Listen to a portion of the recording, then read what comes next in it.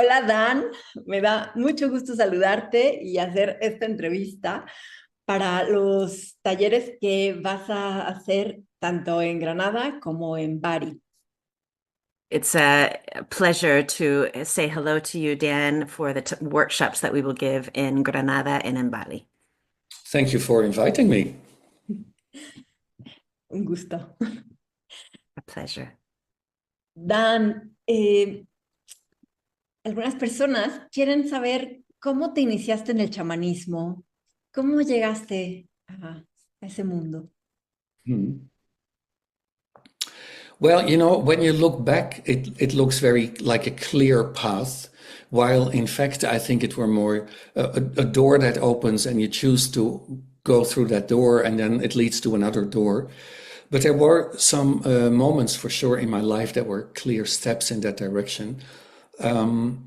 I am now in my early 60s and I started when I was about 18, 19. So I've been studying shamanism for more than 40 years.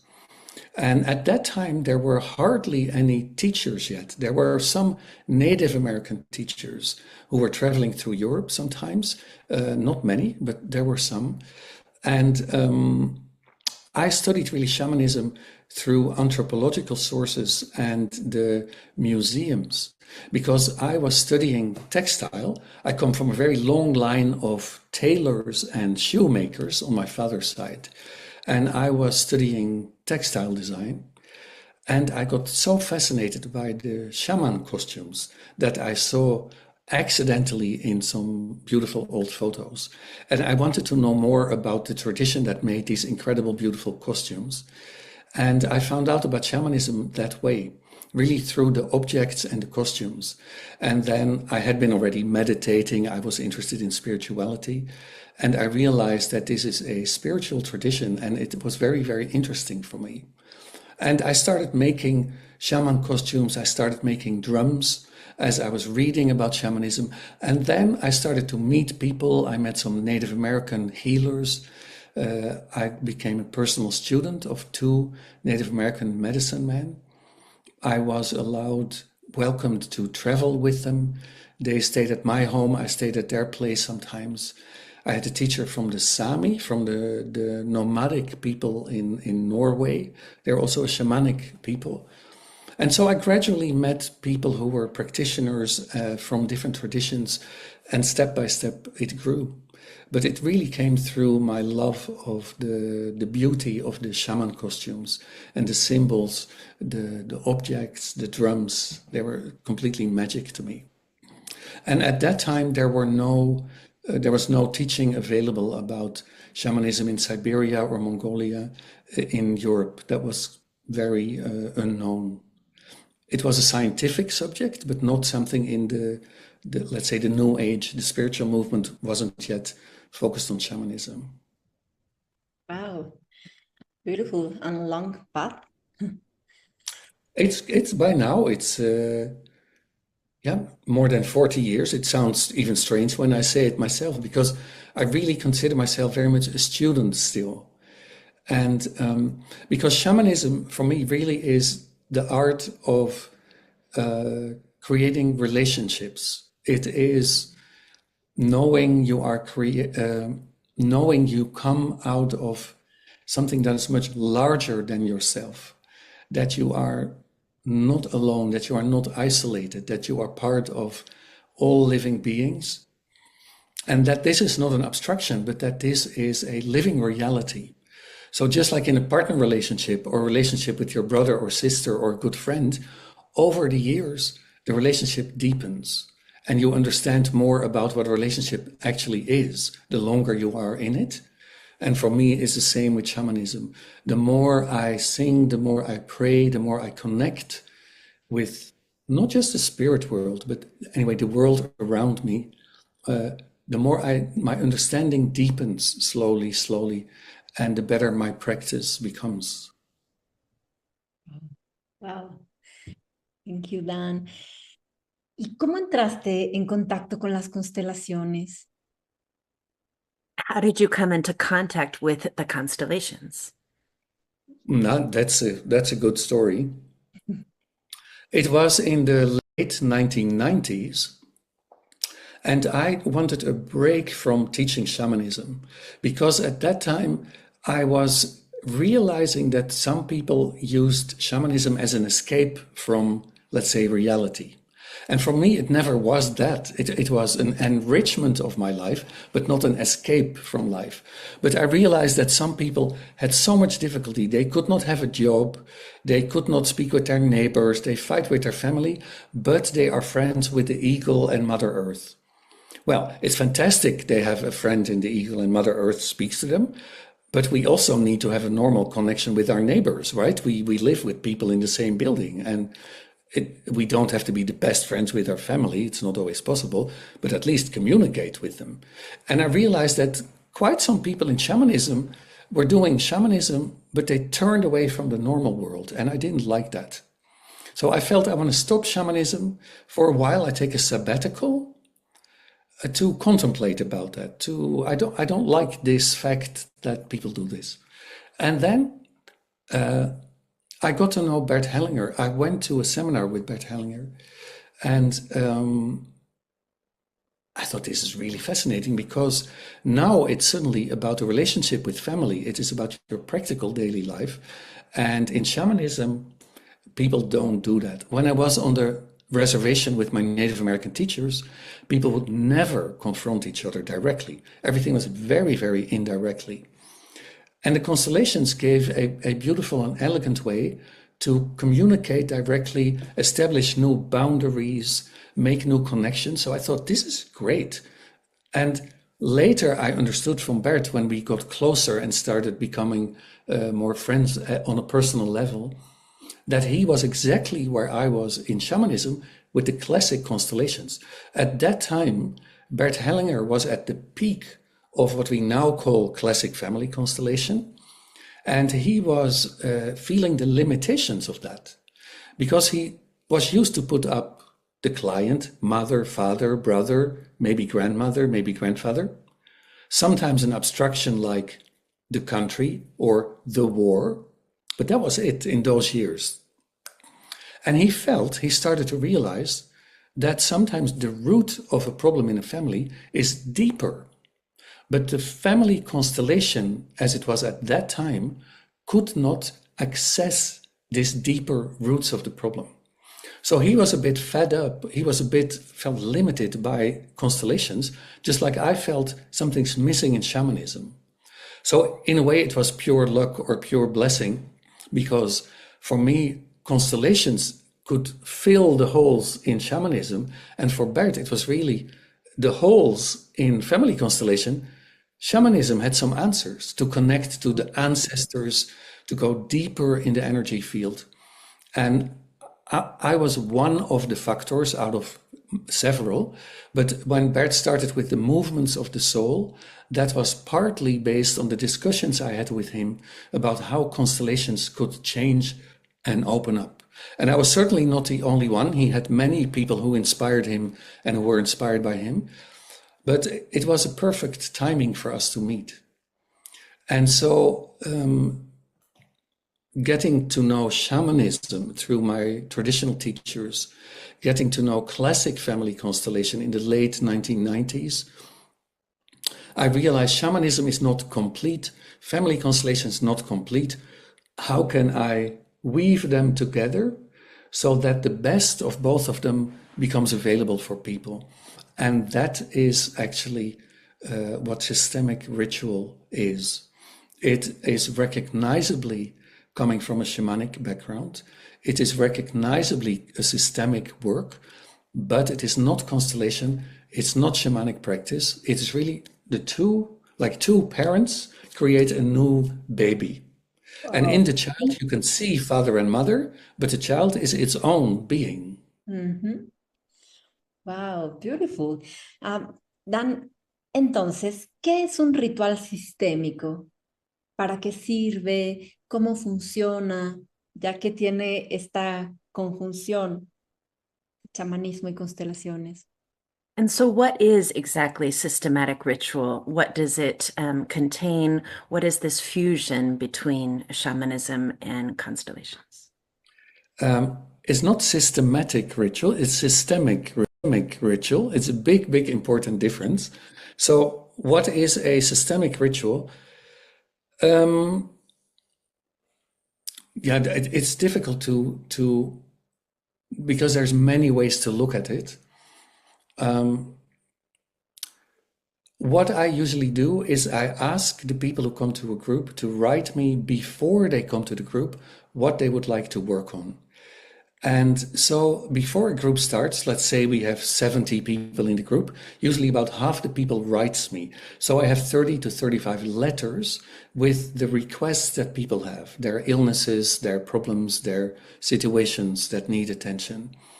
I have a little questionnaire the organizers send to people before they can fill it in. And then with each of these letters, I do a little ritual at home. I close my eyes. I take a little rattle.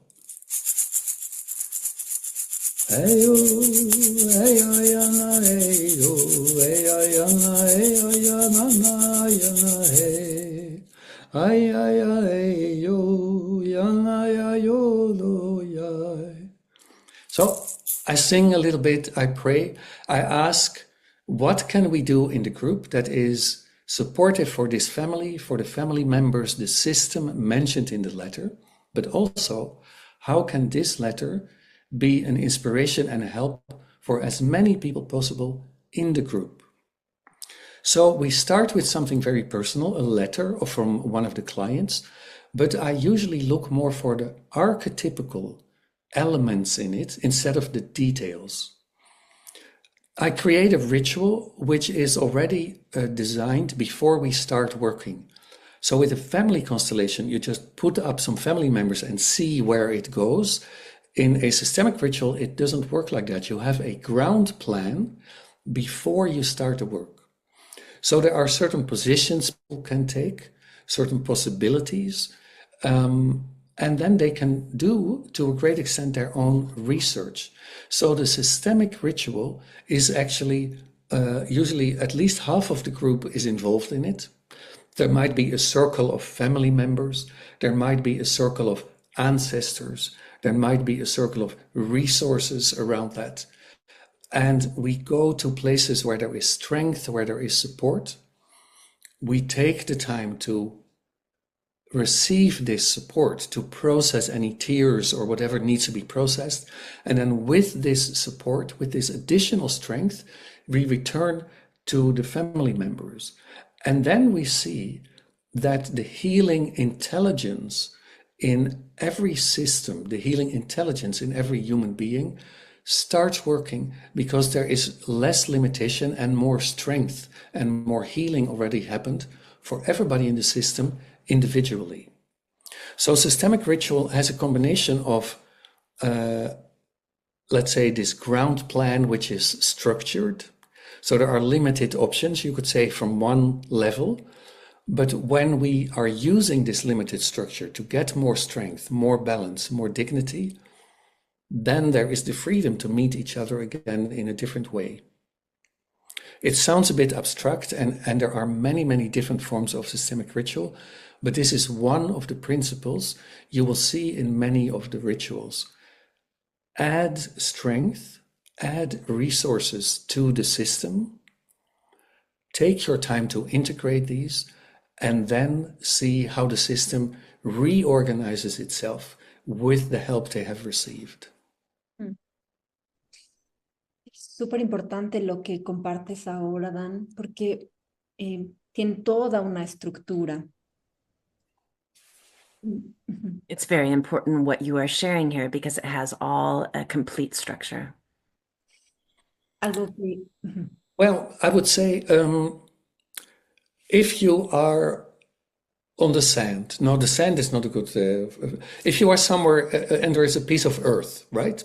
And you have a bottle of water and you pour the bottle of water on the earth, it just makes a puddle. But if you first dig a little channel in a certain form and you pour the water will follow this channel. So what you do in a systemic ritual is you create an opportunity for the energy to move in a healing direction. In that sense, yes, it is not necessarily completely free, as in a completely open constellation. But a ritual, by definition, is never completely free. Otherwise, it would not be a ritual. A ritual has a beginning, a middle part, and end. It has a structure. It has a purpose. So there is indeed a structure, but within that structure, there is a lot of freedom in how you work within it. It's a bit of a paradox.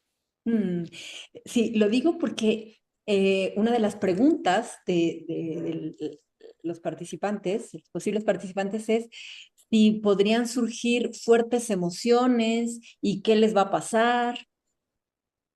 She asked this because some of the participants are asking what happens if there are strong emotions that arise, what will happen? Until now, they always find their place. It is as simple as that. There are different ways in which you deal with strong emotions. Anger and aggression, I don't tolerate so much, although tolerate is not the right word. You always have to look what serves the system, what serves the healing. A release of tears, a release of fear, a release of sadness, these are very essential. When there is a resistance to come closer to somebody, it's very important to feel that and to honor that. But we don't dump energy on each other. There are certain hygienic boundaries to that, but they are built in the system. So until now, it's very, very rarely that I have to intervene with any emotion, because the ritual creates pathways for them that they are naturally in the right place, in the right form. Además, ¿cómo pueden los rituales sistémicos ayudar en una enfermedad, con un dolor físico? How can these rituals help with a physical pain or an illness? In a systemic ritual, we look at the system that the client is a part of. So if the root of an illness is systemic, you can have very good results. But the root of an illness is not always systemic. It can be because you had an accident when you were 3 years old, or because of something genetic. There can be just a biochemical reason for an illness that is not a systemic entanglement. So you have to be very careful. What we try to do in systemic ritual, we don't try to create wonders. What we do is we address the systemic roots of problems. And depending how strong these roots are, the work will be effective. So sometimes we work with an illness, for example. We can look at the body, we can look at the emotions, we can look at the mind, we can look at the soul. So the client themselves is also a system.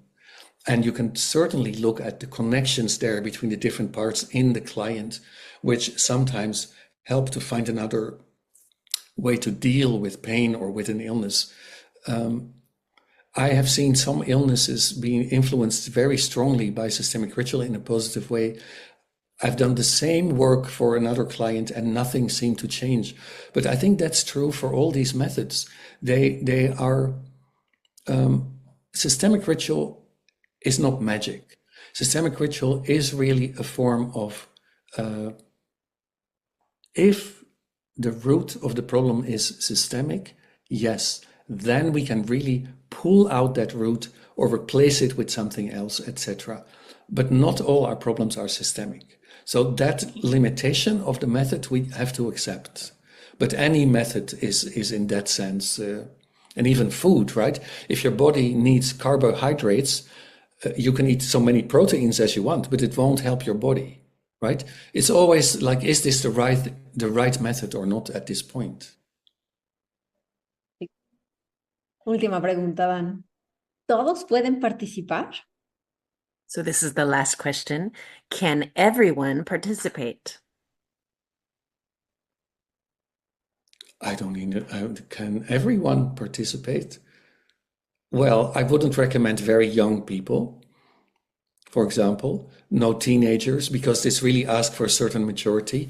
If you mean like regarding, depending your background, I do have a limitation in general. I tell people, but if people had like a psychotic episode, or they had like a really mental breakdown, or they have a heavy burnout, it's better that you don't come when you are in the middle of that to a ritual like that, because it might not be helpful.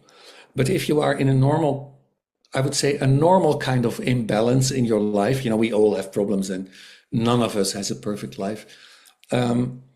If you are in a reasonable condition and you have a certain amount of self-reflection, that's important, for sure, then you can join. And it doesn't matter, you don't need to be a psychotherapist, you can be an office worker, you can be an artist, you can be a mother who doesn't have a job, you can be a father who has a company, it doesn't really matter.